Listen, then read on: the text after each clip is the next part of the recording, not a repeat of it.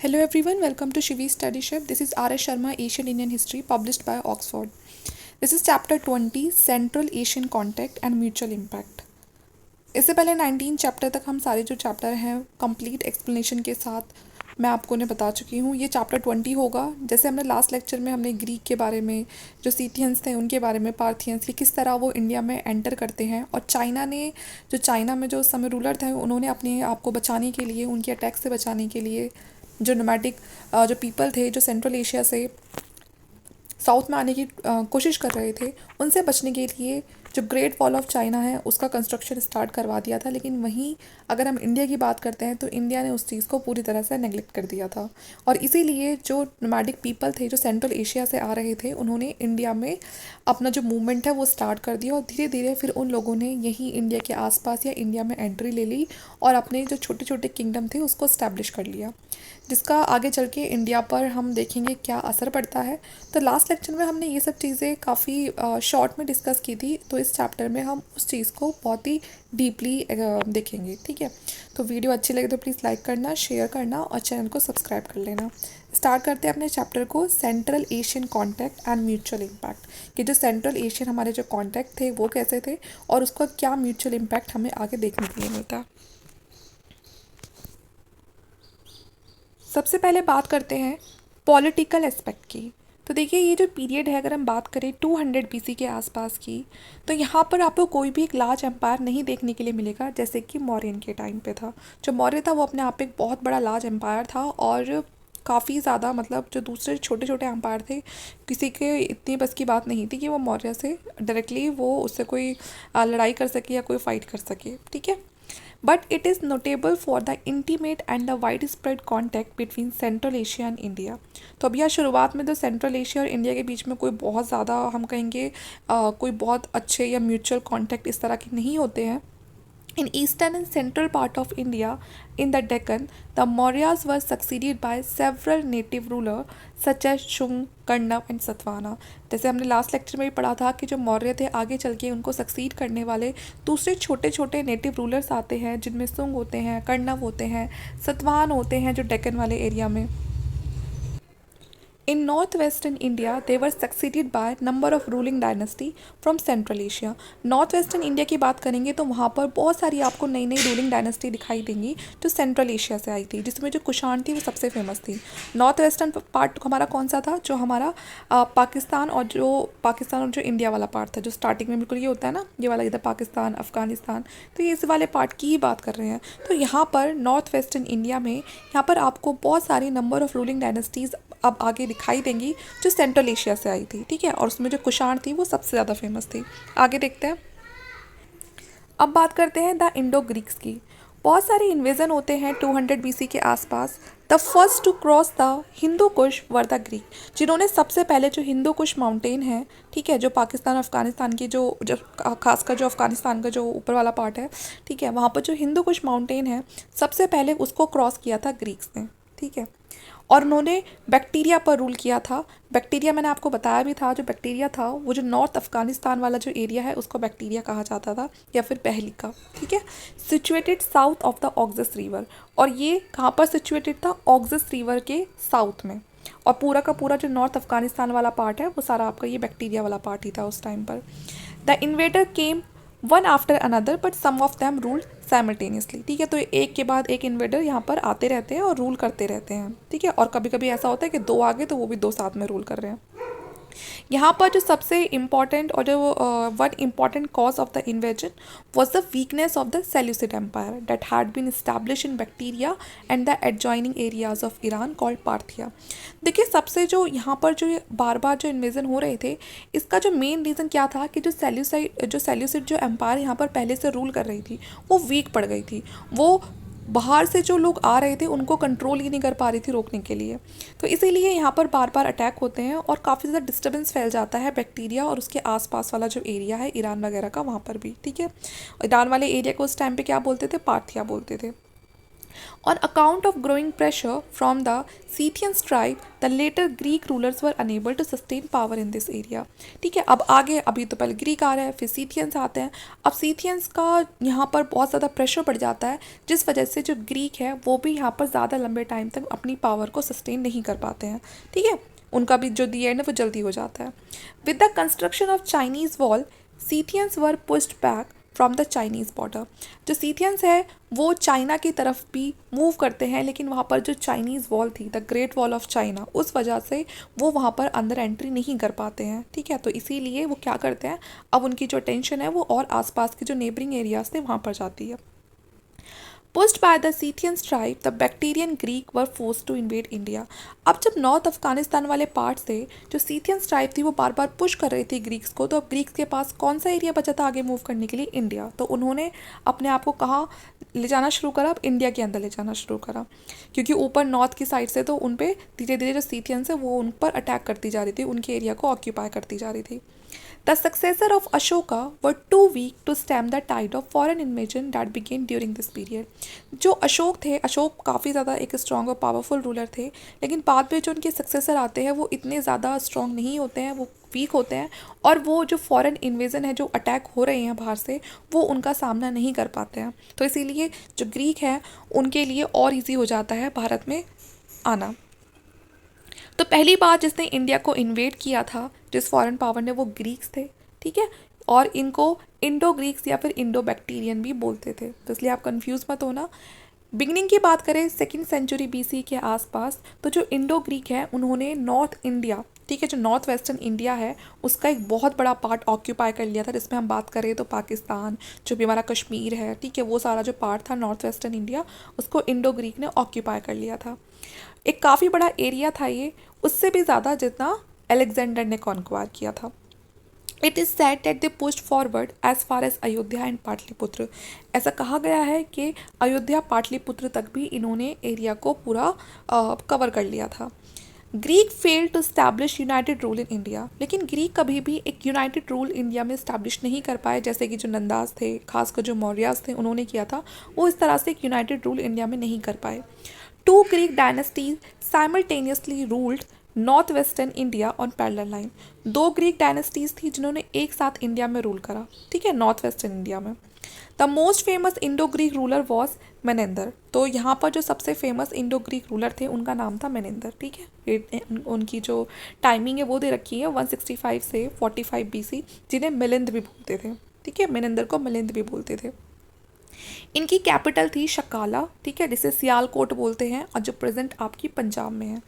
ठीक है, तो इंडो ग्रीक के सबसे फेमस रूलर जो मेनेंदर, जिन्हें मिलिंद बोलते थे, और इनकी कैपिटल थी शकाला, जो अभी मॉडर्न सियालकोट है, जो पंजाब में है. इन्होंने गंगा यमुना जो द्वाब है उसको भी इन्वेड किया था. बहुत सारी जो सिटीज़ हैं उस पर अपना डोमिनियन इन्होंने बना लिया था, जिसमें जो शकाला है, मथुरा है, वो सारी सिटीज़ आती हैं. ये जाने जाते थे अपनी वैरायटी और वाइड स्प्रेड कॉइन के लिए. मतलब इनका जो इनके टाइम पे जो कॉइन वगैरह थे उसमें आपको बहुत सारी वैरायटी देखने के लिए मिलेगी. ना केवल वैरायटी बल्कि बहुत सारे नंबर्स में उन्होंने जो कॉइन है वो बनवाए थे. He was converted to Buddhist by Nagasena. जो नागसेन थे यहाँ पर, ये एक बुद्धिस्ट मॉन्क थे. और जैसे ही जो यहाँ पर हम जिस रूलर की बात कर रहे हैं, वो जैसे ही इनके कांटेक्ट में आते हैं, जो मिनेंदर हैं, जिन्हें हम मिलिंद भी कह रहे हैं, जो मिलिंद है वो जैसे ही नागसेन के कांटेक्ट में आते हैं, ये अपना जो धर्म है उसको बदल लेते हैं और ये बुद्धिज़्म को अपना लेते हैं. ठीक है, जो नागसेन है उनको नागार्जुन भी कहते हैं. Menander asked Nagasena many question relating to Buddhism. तो जो मिनेंदर हैं उन्होंने नागसेन से बहुत सारे क्वेश्चन पूछे जो बौद्ध धर्म से जुड़े हुए, and these question and Nagasena answers were recorded in the form of book. और यहाँ तक कि इनके जो भी क्वेश्चन है, इन दोनों के बीच में जो भी उस समय कॉन्वर्सेशन हुई है, उसको एक बुक में काफ़ी अच्छे से लिखा गया है, उसका एक रिकॉर्ड बनाया गया है, और उस बुक का नाम है मिलिंद पनो या फिर क्वेश्चंस ऑफ मिलिंद. ठीक है, तो ये पूछा जाता है कि मिलिंद पनो क्या है. तो ये एक तरह की बुक है जिसमें नागसेन और जो मिनेंदर हैं उन दोनों के बीच की जो कॉन्वर्सेशन है उसका लिखा गया है उसको. ओके, जो इंडो ग्रीक रूलर हैं वो हिस्ट्री में बहुत ही इंपॉर्टेंट रहे हैं. क्यों? क्योंकि उन्होंने लास्ट नंबर ऑफ कॉइन को इशू कराया था. जो इंडो ग्रीक्स हैं वो फर्स्ट रूलर है इंडिया में जिन्होंने कॉइन को इशू कराया, and that can be definitely attributed to particular king. और वो हर एक जो कॉइन है वो किसी ना किसी किंग को एट्रीब्यूट करता है, ठीक है। This is not possible in the case of early punch mark coin. ऐसा पहले जो दूसरे कॉइन थे, जो पंचमार्क कॉइन मौर्य के टाइम पे चलते थे, उनमें ऐसा नहीं था, क्योंकि उनमें किसी किंग वगैरह की जो पिक्चर है वो नहीं लगाई जाती थी, पिकॉक की, माउंटेन्स की, रिवर की, इस तरह की थी। लेकिन यहाँ पर जो कॉइन थे इंडो ग्रीक में, यहाँ पर किसी पर्टिकुलर किंग को एट्रीब्यूट करके उन कॉइन को बनाया गया था, which cannot be assigned with certainty to any particular dynasty, ठीक है। The Indo Greek were also the first to issue gold coin in India. ये क्वेश्चन बहुत आता है कि पहली बार जो गोल्ड कॉइन है इंडिया में वो किसने इशू कराया, तो इंडो ग्रीक्स ने करवाया, ठीक है। पहली बार जो गोल्ड कॉइन भारत में इशू हुआ वो इंडो ग्रीक की वजह से हुआ। लेकिन सबसे ज़्यादा नंबर में कब आया, ठीक है ना, जो बहुत ज़्यादा, इन्होंने तो इशू करा दिया, लेकिन यहाँ पर अभी इतने भी गोल्ड कॉइन नहीं थे। बहुत सारे गोल्ड कॉइन किसके टाइम पर आते हैं, कुषाण के टाइम पर आते हैं, ठीक है। Greek rule introduced feature of Hellenistic art in the northwest frontier of India, but this was not purely Greek but the outcome of Greek contact with non-Greek contact। तो जो ग्रीक की अपनी आर्ट थी, हेलेनिस्टिक आर्ट, ठीक है, काफ़ी ज़्यादा वो भी पॉपुलर हुई north west frontier of India में, लेकिन वो प्योरली ग्रीक नहीं थी। प्योरली ग्रीक क्यों नहीं थी, क्योंकि वो एक आउटकम था ग्रीक कॉन्टैक्ट का और नॉन ग्रीक कॉन्टैक्ट के जो पीपल थे उनका। देखिए हुआ क्या था, अब ये जो ग्रीक के जो लोग थे वो यहाँ के रहने वाले तो थे नहीं, लेकिन जब वो यहाँ पर आए तो उनका जो कल्चर था, उनकी जो आर्ट थी वो भी यहाँ पर आई। लेकिन जब वो यहाँ पर आए तो यहाँ पर भी तो पहले से कुछ लोग रह रहे थे, उनका भी अपना एक कल्चर था, उनकी अपनी आर्ट थी। तो इसीलिए ग्रीक और नॉन ग्रीक जो लोग थे उन्होंने मिलके एक, हम कह सकते हैं, एक आउटकम जो दिखाई दिया हमें, वो काफ़ी ज़्यादा मिक्सअप था। वो प्योर नहीं कह सकते कि प्योर वो ग्रीक का था या फिर इंडियंस का था, ऐसा नहीं था।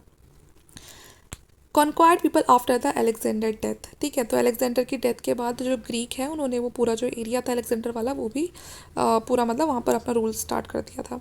जो बेस्ट एग्जाम्पल है इस ग्रीक और नॉन ग्रीक कॉन्टेक्ट की जो आर्ट निकल कर आती है उसको हम बोलते हैं गांधार, ठीक है, उसको नाम दिया गया गांधार आर्ट, ओके। अब आगे देखते हैं द शाकास, ठीक है।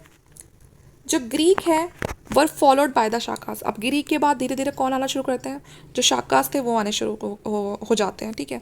द शाकास और the Scythian destroy Greek power in both Bactria and India. अब जो ये शाकास जो सिंथियंस होते हैं ये ग्रीक पावर को पूरी तरह से डिस्ट्रॉय कर देते हैं, कौन से वाले एरिया में, बैक्टीरिया में, मतलब नॉर्थ अफगानिस्तान में भी और इंडिया में भी। और काफ़ी ज़्यादा पार्ट जो इंडिया का होता है जो पहले कभी ग्रीक का था, इनसे पहले ग्रीक ही रूल कर रहे थे, क्योंकि तो अब जो ग्रीक्स थे उनका काफ़ी सारा पार्ट इंडिया के अंदर अब कौन ऑक्यूपाई कर लेता है, जो शाकास थे वो कर लेते हैं।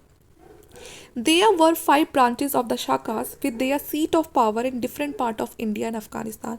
इनकी 5 ब्रांचेस थी शाकास की और काफ़ी ज़्यादा पावरफुल थी, जो हमें इंडिया और अफगानिस्तान में अलग अलग जगह पर देखने के लिए मिली, ठीक है। जो पहली ब्रांच थी शाकास की वो सेटल्ड थी अफगानिस्तान में। जो दूसरी ब्रांच थी शाकास की वो थी पंजाब में, ठीक है, जिसकी कैपिटल थी तक्षशिला। थर्ड मथुरा में थी, जिन्होंने 2 सेंचुरी तक वहाँ पर अच्छा खासा रूल किया।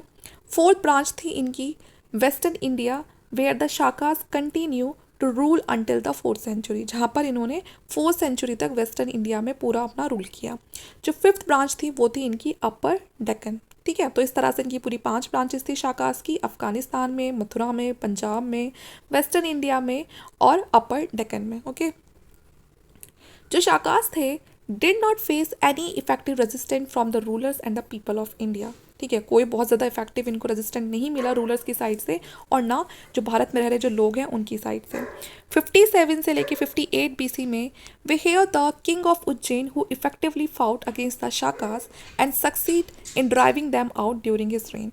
ऐसा कहते हैं कि जो 57 से 58 BC के बीच में जो उज्जैन के किंग थे उन्होंने जो शाकास के खिलाफ वो लड़े, ठीक है, और वो काफ़ी हद तक सक्सेसफुल भी हो गए इनको यहाँ से भगाने में।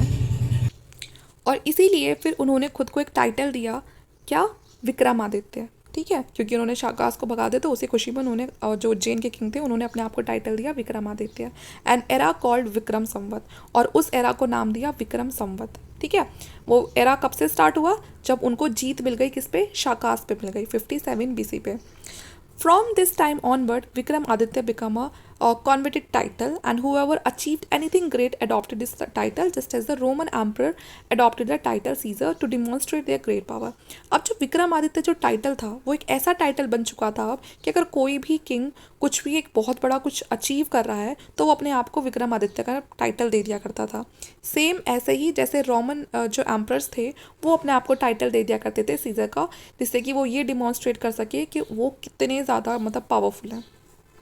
अब ये जो प्रैक्टिस है वो चलती जाती है as many as 14 Vikramaditya in Indian history, और आपको पूरे 14 विक्रमादित्य मिल जाएंगे भारत के इतिहास में। मतलब जो 14 किंग्स थे उन्होंने इस विक्रमादित्य टाइटल को अडॉप्ट किया था। चंद्रगुप्त जो सेकंड होते हैं गुप्ता डायनेस्टी के, ठीक है, इनमें सबसे ज़्यादा फेमस होते हैं, ठीक है, इन सारे विक्रमादित्य में जिन्होंने टाइटल लिए थे। जो टाइटल है वो अब क्या बन चुका था, एक फैशन बन चुका था इंडियन किंग्स के लिए 12th सेंचुरी तक कि हर कोई अपने आप को एक नया टाइटल दे रहा है, ठीक है। It was specially prevalent in the western part of India, सबसे ज़्यादा ये भारत के वेस्टर्न पार्ट में और जो वेस्टर्न डेक्कन पार्ट था उसमें बहुत ज़्यादा प्रचलित था कि हर कोई अपने आप को टाइटल दे रहा है। जो शाकास हैं वो भारत के डिफरेंट प्लेसेस पे डिफरेंट पार्ट में अपना जो रूल है उसको इस्टेब्लिश कर चुके होते हैं, वेस्टर्न इंडिया में भी, ठीक है, और एक काफ़ी अच्छे टाइम के लिए करते हैं, ऐसा नहीं कि थोड़े बहुत टाइम के लिए, for about 4 centuries or so. They benefit from the sea borne trade in Gujarat and issue numerous silver coin, वो पूरा फ़ायदा उठाते हैं जिस भी जगह पे रूल करते हैं, जैसे कि जो गुजरात वाला पार्ट है वहाँ से वो सी का पूरा फ़ायदा उठाते हैं, समुद्र का, उस पर ट्रेड करने के लिए, ठीक है। बहुत सारे जो सिल्वर कॉइन है उनको भी इशू करते हैं। एक मोस्ट फेमस शाका रूलर होते हैं भारत में जिनका नाम होता है रुद्रमन फर्स्ट, ठीक है, रुद्रमन फर्स्ट का आपको याद रखना है। और कौन से रूलर होते हैं ये, शाका रूलर होते हैं, ठीक है। इन्होंने सिर्फ खाली सिंध को ही नहीं रूल किया बल्कि गुजरात, कोंकण, नर्मदा वैली, मालवा, कथिवार, ठीक है ना, ये सारे जो एरिया हैं यहाँ पर इन्होंने इन सब पार्ट पे रूल किया, ठीक है। ये फेमस है क्योंकि इन्होंने जो सुदर्शन लेक है, ठीक है, जो मौर्यन ने कभी बनवाई थी उसको वापस से रिपेयर करवाया था, उसकी कंडीशन को इम्प्रूव किया था, तो इसीलिए ये क्वेश्चन बहुत पूछा जाता है कि जो सुदर्शन लेक है उसको वापस से रिपेयर कौन करवाते हैं, तो वो करवाई थी रुद्रमन फर्स्ट ने जो शाका रूलर थे, ठीक है। Semi arid zone of Kathiawar which had been in the use for irrigation, जो सुदर्शन लेक है ये आपकी सेमी अराइड जो जोन है काथियावाड़ की, वहाँ पर आपको ये सुदर्शन लेक मिलेगी और स्पेशली ये बनवाई गई थी इरीगेशन के यूज़ के लिए, ठीक है। और कब, मौर्य के टाइम पर, जिसे बाद में किसने रिपेयर करवाया था, रुद्रमन फर्स्ट ने। जो रुद्रमन थे वो संस्कृत से उन्हें बड़ा प्यार था, ठीक है, ग्रेट लवर थे वो संस्कृत के। And he had central Asian ancestor, ठीक है, और उनके अपने सेंट्रल एशियन एंचेस्टर भी थे। He issued the first ever long inscription in chaste Sanskrit, और उन्होंने एक सबसे बड़ा जो इंस्क्रिप्शन था वो संस्कृत में लिखवाया था।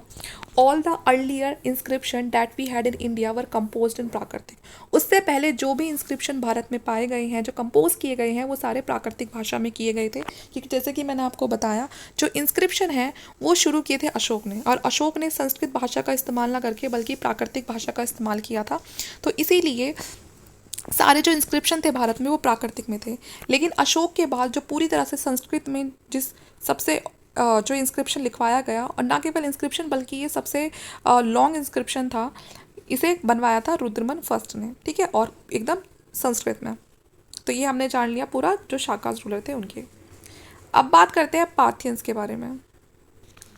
जो शाका का जो डोमिनेशन था नॉर्थ वेस्टर्न इंडिया में, ठीक है, अब धीरे धीरे वो ख़त्म होगा। जैसे ग्रीक थे पहले, ग्रीक का किसने ख़त्म किया, शाकास ने डोमिनेशन ख़त्म किया। अब शाकास का डोमिनेशन ख़त्म करेंगे पार्थियंस, ठीक है। In many Asian Indian text the two people are mention together as Shaka and Pallava, तो आप बहुत सारे संस्कृत टेक्स्ट देखोगे उसमें आपको जो शाकास और जो पहलवाज है उनका मेंशन एक साथ मिलेगा। In fact both of them ruled over India in Pallava for some time, ठीक है, और ये दोनों साथ में रूल करते हैं कुछ टाइम के लिए इंडिया में, ये साथ में रूल करते हैं, ठीक है, पल्लव। ओरिजिनली द पार्थियंस और the Pahlavas lived in Iran from where they move to India, ठीक है। जो ये पार्थियंस थे या हम कह सकते हैं जो पहलवास थे, ठीक है, इन्होंने कहाँ से मूवमेंट स्टार्ट किया था अपना, ये ईरान में रहते थे और ईरान से फिर उसके बाद ये इंडिया में मूव करते हैं। ठीक है, तो आप यहाँ पर जो पहलवाज है और जो पाथियंस है उसमें कंफ्यूज नहीं होना है। जो पहलवाज है उन्हीं को पाथियंस कहा गया है। और एक टाइम ऐसा भी था भारत में जब शाकाज और पहलवाज पैरेलली रूल कर रहे थे, लेकिन बाद में चल के जो पहलवाज हैं या जो पार्थियंस बोल सकते हैं आप, उनकी पावर इंक्रीज हो जाती है और ये जो शाकाज हैं उनको हटा देते हैं। अगर हम कंपैरिजन करते हैं ग्रीक से और शाकास से, तो इन्हों का जो एरिया था वो बहुत ज़्यादा बड़ा नहीं था पार्थियंस का। इन्होंने एक स्मॉल पोर्शन था जो नॉर्थ वेस्टर्न इंडिया था, सिर्फ उसी को ऑक्यूपाई किया था। एक बहुत ही फेमस जो पार्थियन किंग्स हैं वो है जो गॉन्डी फेरेंस है। ठीक है, वो पार्थियन किंग काफ़ी फेमस है और इनके टाइम पे जो सबसे इम्पॉर्टेंट काम क्या हुआ था कि इन्होंने सेंट थॉमस को बनवाया था। ठीक है, to have to come to India to propagate Christianity. ठीक है, और इन्हीं के टाइम पे जो ये पार्थियंस है, इन्हीं के टाइम पे जो क्रिश्चियनिटी थी उसको यहाँ भारत में फैलाया गया। In course of time, Parthians like the Shakas before of them become an integral part of India polity and society. अब जो पार्थियंस है वो भी शाकास की तरह एक इंटीग्रल पार्ट हो गए थे इंडिया की पॉलिटी का और उसकी सोसाइटी का। ठीक है, तो हमने सबसे पहले पढ़े ग्रीक आए, ग्रीक को हटा के शाकास आए और शाकास के बाद अब पार्थियंस की जो पावर है वो इंक्रीज हो गई। अब उसके बाद आएंगे कुषाण, द कुषाण। जो पार्थियंस है अब उनके बाद कुषाण आते हैं, हु आर ऑल्सो कॉल्ड यहूचीज और द टोकेरियंस। ठीक है, तो अगर मैं सही से प्रोनाउंस नहीं कर पा रही तो उसके लिए I am really very sorry. आप यहाँ पर जिस तरह से भी आप प्रोनाउंस करना चाहो नहीं कर सकते हो, या आप स्पेलिंग्स का ध्यान रखना। तो ये जो यहूची जो ट्राइब थी वहीं से ये कुषाण थे। ठीक है, उसके बाद अब ये देखिए ये भी सेम ऐसे ही थे जैसे सीथियंस थे, हम इनको भी वैसे ही कंसिडर कर सकते हैं। जो कुषाण थे were one of the 5 clan into which the Yuezhi tribe was divided. ठीक है, तो अब देखिए जो यहूची ट्राइब थी वो कहाँ से आई थी। ठीक है, वो जो चाइना और जो मंगोल का जो पार्ट है वहाँ पर 5 क्लैन थे। ठीक है, जो 5 क्लैन्स थे उन 5 क्लैन में थे से जो यहूची थी वो भी एक ट्राइब थी। ठीक है, उन 5 क्लैन में से एक यहूची थी, तो वहीं से थे ये nomadic people from the steep of north central Asia. तो जो ये कुषाण थे पहले, जो यहूची जो ट्राइब थी वो जो स्टीप वाला जो एरिया है नॉर्थ सेंट्रल एशिया का, वहाँ पर रूल कर रही थी एज अ नोमैडिक पीपल। ठीक है, और ये जैसे मैंने आपको बताया ये नेबर बोल सकते हैं हम चाइना के। The Kushan first occupied bacteria. अब वहाँ से ये धीरे धीरे बैक्टीरिया की तरफ, या हम कहेंगे नॉर्थ अफगानिस्तान की तरफ इनका जो मूवमेंट है वो स्टार्ट हो जाता है। और जैसे ये नॉर्थ अफगानिस्तान में आते हैं ये किसको डिस्प्लेस कर देते हैं, ये शाकास को डिस्प्लेस करते हैं। अब धीरे धीरे इनका जो मूवमेंट है वो काबुल वैली की तरफ बढ़ता है। फिर उसके बाद ये जो कंधार है ये उसको भी सीज कर लेते हैं और हिंदू कुश को क्रॉस करने के बाद ये रिप्लेस करते हैं भारत में आके जो ग्रीक पार्थियंस जो भी थे हिंदू कुश के आसपास जो रूल हो रहा था ग्रीक्स का पार्थियंस का, उन सबको हटा के ये अपनी जो अथॉरिटी होती है उसको लोअर इंडस बेसिन में पूरा इस्टेब्लिश कर देते हैं। और गंगा जो गैंगेटिक बेसिन है वहाँ तक एक बहुत ही एक ग्रेटर जो पार्ट होता है उसको पूरा ऑक्यूपाई कर लेते हैं। ठीक है, their empire extended from the Oxus to the Ganga. उनकी जो एम्पायर थी पूरी वो ऑक्सस से लेके गंगा तक फैल चुकी थी, पूरा का पूरा उन्होंने इतना बढ़ा लिया था। ऑक्सस कहाँ था, अफगानिस्तान। ठीक है, from Khorasan in the Central Asia to Pataliputra ना बिहार। तो आप देख सकते हैं भारत के अंदर पाटलिपुत्र तक इनका अपना रूल हो चुका था सेंट्रल एशिया से। अब आप खुद देख सकते हैं जो कुषाण है उन्होंने कितना बड़ा जो एरिया था उसको ऑक्यूपाई कर लिया था। A substantial part of Central Asia now included in the Commonwealth of Independent State in the USSR, a portion of Iran, a portion of Afghanistan, almost the whole of the Pakistan। ये area के जो भी मैं नाम ले रही हूँ ना ये सारे वो एरिया हैं जो अब कुषाण के अंडर आ चुके थे, चाहे अब वो ईरान है, अफ़गानिस्तान है, पाकिस्तान है, नॉर्थ वेस्टर्न इंडिया है, वो सारा कौन रूल कर रहा था, कुषाण रूल कर रहे थे। Because of this, Kushan empire in India is sometime called the central Asian power. इसी वजह से जो कुषाण एम्पायर था इंडिया में उसको सेंट्रल एशियन एम्पायर बोला जाने लगा, क्योंकि पूरा सेंट्रल एशिया तो इन्होंने ही ऑक्यूपाई किया हुआ था। जो एम्पायर थी इसने अपनी एक यूनिक अपॉर्चुनिटी मतलब क्रिएट करी जिससे जो लोग हैं वो इनके कल्चर से जुड़ सके। ठीक है, और लोगों के साथ अब ये इतनी सारी जगह पर रूल कर रहे थे तो अलग अलग कल्चर के लोग इनसे मिल रहे थे, तो एक नए तरह का जो कल्चर है वो निकल कर आए। ठीक है, there were 2 successive dynasty of Kushan. अब देखेंगे 2 सक्सेसिव डायनेस्टी कुषाण की कौन सी थी। The first was founded by the house of chief who were called Kadphises. तो पहले जो इनकी डायनेस्टी थी वो कौन सी थी, कड़फसिस की, ठीक है। ये हाउस ऑफ चीफ की एक डायनेस्टी थी, ठीक है, जिसे कड़फसिस बोलते थे। Who ruled for 28 year from about 50 AD under 2 Kings, ठीक है। और कम से कम 8 ईयर्स तक ये अच्छा खासा रूल करते हैं, ठीक है। और 2 किंग के अंडर ये रूल किया जाता है। The first was Kadphises first who issued coin south of the Hindu Kush. इसमें पहले कौन से थे, कैडेफसिस फर्स्ट थे, जिन्होंने बहुत सारे जो कॉइन थे उनको इशू किया था साउथ ऑफ द हिंदू कुश में। बहुत सारे कॉपर कॉइन को भी मिंट किया था, क्या कहते हैं, रोमन जो कॉइन है उसकी तरह बिल्कुल। और इनके कुछ कॉइन हमें ना यूरोप में ही मिलते हैं, रोमन के जो टाइम है वहाँ पर भी मिलते हैं। तो इसमें हम ये कह सकते हैं कि कहीं ना कहीं इनका यूरोप में कॉन्टैक्ट था, ट्रेड का आना जाना लगा रहता था। दूसरा जो सेकंड किंग है वो है कड़फसिस सेकंड। इन्होंने लार्ज नंबर में गोल्ड मनी को बहुत ज़्यादा इशू कराया, ठीक है। और अपना जो किंगडम है उसको काफ़ी ज़्यादा ईस्टर्न साइड पर भी इन्होंने उसको स्प्रेड किया, ठीक है। तो आप समझ गए होंगे 2 सक्सेसिव डायनेस्टी कुषाण की। जो पहली होगी उसे कौन रूल करेगा, कैडेफसिस फर्स्ट जो कॉपर कॉइन वगैरह को मिंट कराते हैं, और दूसरे कैडेफसिस सेकेंड जो गोल्ड मनी को, ठीक है, बढ़ाते हैं आगे। The house of the Kadphises was succeed by that of Kanishka. अब जो कड़फसिस है उसके एम्पायर को आगे अब कौन सक्सीड करेंगे, कनिष्क करेंगे। It's king extended Kushan power over upper India and the lower Indus basin. इनके जो किंग थे कुषाण पावर को काफ़ी एक्सटेंड करेंगे अपर इंडिया तक, ठीक है, और लोअर इंडस बेसिन तक। जो अर्ली कुषाण किंग थे उन्होंने बहुत सारे गोल्ड कॉइन को इशू कराया with high degree of metallic purity. वो गोल्ड कॉइन कोई ऐसे ही नहीं थे कि ऐसे ही कुछ भी मिला के उनमें, नहीं, काफ़ी ज़्यादा प्योरिटी के साथ बनवाया। Is found in Gupta gold coin, जैसे कि गुप्ता गोल्ड कॉइन के टाइम पे जो गुप्ताज में जो हमें गोल्ड कॉइन मिलते हैं वो काफ़ी प्योर होते हैं, तो ऐसे ही हमें यहाँ पर मिलते हैं। Their inscriptions are distributed not only in the northwestern India and Sindh but also in Mathura, Shravasti, Kaushambi and Varanasi, ठीक है। तो इनके जो हमें इंस्क्रिप्शन है वो सिर्फ हमें नॉर्थ वेस्टर्न इंडिया में ही नहीं मिलते हैं, बल्कि हमें मथुरा, श्रावस्ती, कौसाम्बी, वाराणसी इन सब जगह मिलते हैं, क्योंकि इंडिया में रूल तो उन्होंने अपना हर जगह जमा लिया था। Beside the Ganga Yamuna द्वाब they established their authority in the greater part of middle Gangetic basin। इन्होंने गंगा के आसपास जितना भी एरिया था वहाँ पर अपना जो एरिया है उसको स्टैब्लिश कर लिया था, ठीक है। Kushan coin inscription construction pieces of sculpture found in Mathura show that they are second capital in India. तो मथुरा में हमें यहाँ पर बहुत सारे कॉइन, इंस्क्रिप्शन, कंस्ट्रक्शन, ठीक है, मूर्तियाँ मिलती हैं मथुरा के अंदर। तो इससे पता चलता है कि जो मथुरा है वो इनकी सेकेंड कैपिटल थी भारत के अंदर, ठीक है। और पहली थी पुरुषपुरा जय, जिसको पेशावर बोलते हैं।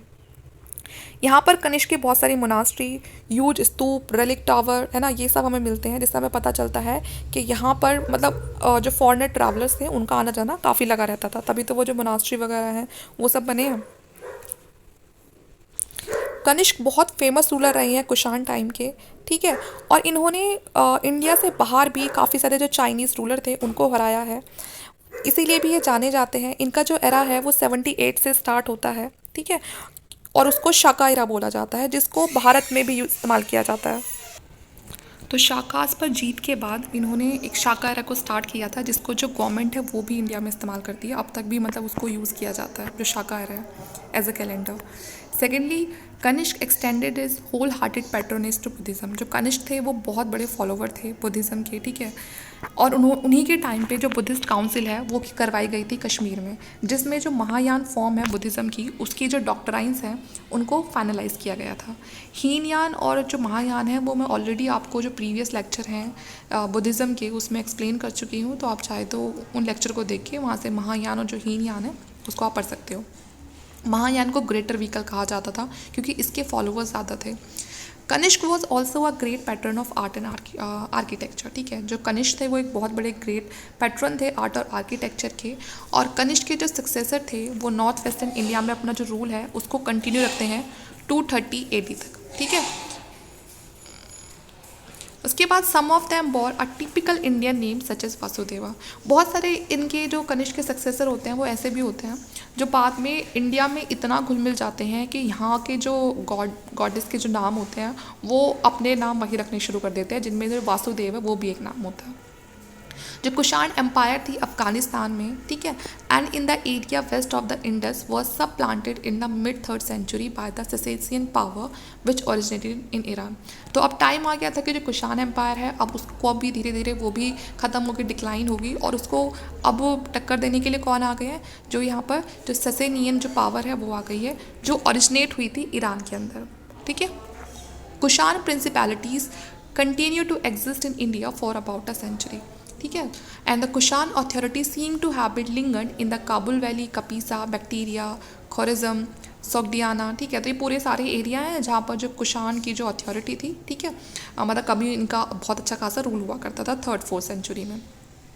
बहुत सारे कुशान कॉइन, इंस्क्रिप्शन, टेराकोटा यहाँ पर हमको देखने के लिए मिलते हैं, ठीक है, जिससे हमें पता चलता है कि इस एरिया पर जो कुशान है उनका रूल रहा था। This is specially so at a place called Toprak Kala in a Khorezm situated south of the Aral Sea on the Oxus. तो पूरा ये वही एरिया है जहाँ पर कुशान का रूल रहा था 3rd-4th सेंचुरी में, ठीक है, क्योंकि यहाँ से हमें बहुत सारी चीज़ें मिलती हैं कुशान के टाइम की। एडमिनिस्ट्रेटिव जो आर्काइव्स हैं वो उसमें हमारे पास काफ़ी सारे इंस्क्रिप्शन हैं, कुछ डॉक्यूमेंट हैं जो अरेमिक स्क्रिप्ट और जो ख्वारिज़्म लैंग्वेज में लिखे हुए हैं। तो इस तरह से यहाँ पर ये हमने पूरा कुशान के बारे में पढ़ लिया है, ये पूरा बता दिया मैंने आपको कहाँ कहाँ पर उनका रूल था। बस जो कुशान थे उनका पूरा सेंट्रल एशिया से लेके इंडिया के अंदर तक काफ़ी नॉर्थ वेस्टर्न ईस्टर्न साइड तक पूरा उनका अच्छा खासा जो एरिया था वो सब उन्हीं के अंडर था। अब जो कुशान के बाद कौन है, इंडो जो ससेनियन पावर है। देखिए middle of the 3rd century की बात करें, जो ससेनियन है उन्होंने ऑक्यूपाई कर लिया था पूरा जो लोअर इंडस रीजन है पूरा का पूरा, ठीक है, and initially they called this region Hindu, और शुरुआत में ये इस एरिया को हिंदू बोलते थे, और हिंदू इसलिए नहीं बोलते थे कि यहाँ पर कोई रिलीजन को ये यहाँ पर इंडिकेट करते, नहीं, but in the sense of Indus people के सेंस में ये इसको हिंदू बोलते थे। जैसे यहाँ पर रहने वाले लोगों को इंदू, तो ये इंदू ना बोल के हिंदू बोलते थे। A Sasanian inscription of AD 262 uses the term in Hindustan for this reason. यहाँ पर जो ससेनियन जो इंस्क्रिप्शन है उन्हीं से हमें पता चलता है कि इन्होंने ही 262 AD के आसपास यहाँ पर जो इंडिया है उसको नाम दिया था हिंदुस्तान, एंड दस the term Hindustan use for India in Mughal. और मुगलों के टाइम पर भी फिर ये ही जो शब्द है हिंदुस्तान इसको इस्तेमाल किया गया भारत के लिए, यहाँ तक कि मॉडर्न टाइम में भी इसको यूज़ किया गया, 3rd सेंचुरी AD के आसपास भी इसको इस्तेमाल किया गया, और अभी भी हम सब हिंदुस्तान जो शब्द है ना, वो अपने देश के लिए इस्तेमाल करते हैं। The Sasanian also called the Indo Sasanian, ठीक है, तो इसको इंडो ससेनियन भी बोला जाता है क्योंकि रूल तो कहाँ कर रहे थे, इंडिया में कर रहे थे, और काफ़ी लंबे टाइम तक करा था। तो वही है कि भले ही ये लोग बाहर से आए थे लेकिन भारत वालों के साथ मिलके ये एक तरह का मिक्सअप कल्चर हो चुका था, ठीक है, but they contributed to the Indian economy by issuing a large number of coin. तो ये भी लोग भी यहाँ पर रहकर काफ़ी ज़्यादा जो कॉइन वगैरह हैं उनको मिंट कराते हैं, इशू कराते हैं, और इंडिया की जो इकोनॉमी है उसमें अपना कंट्रीब्यूशन देते हैं, ठीक है। तो देखिए चैप्टर काफ़ी लंबा है ये, तो इसलिए हम एक साथ नहीं करेंगे। अब बचते हैं ऐसे कल्चरल कॉन्सिक्वेंसेज बचते हैं, वो मैं आपका पार्ट 2 बना दूंगी। इसके लिए इतना ही, इसमें हमने पढ़ लिया है सबसे पहले ग्रीक आए थे, ठीक है, ग्रीक के बाद हमने देखा कि जो शाकाज आए थे, फिर पार्थियंस आए, फिर कुशान आया, कुशान के बाद इंडो ससेनियन आए, ठीक है। तो इस तरह से एक के बाद एक जो फॉरेनर पावर थी वो इंडिया को इन्वेड करती जा रही थी, और उस वजह से जो इंडिया का कल्चर था वो काफ़ी ज़्यादा मिक्सअप हो चुका था, बहुत सारी नई चीज़ें देखने के लिए मिल रही थी। तो यहाँ पर हमने पूरा पढ़ लिया है, ठीक है, जो सेंट्रल एशियन जो पावर थी किस तरह से भारत में आती हैं और अपना इम्पैक्ट छोड़ के जाती हैं। अब इसके कल्चरल कॉन्सिक्वेंसेज हम पार्ट 2 में देखेंगे। इस वीडियो के लिए इतना ही। वीडियो आपको अच्छी लगे तो प्लीज़ लाइक करना, शेयर करना, चैनल को सब्सक्राइब कर लेना, जिससे कि आपको बाकी की जो वीडियोज़ हैं या उनकी जो नोटिफिकेशन है वो टाइम पर मिलते रहे। Thank you.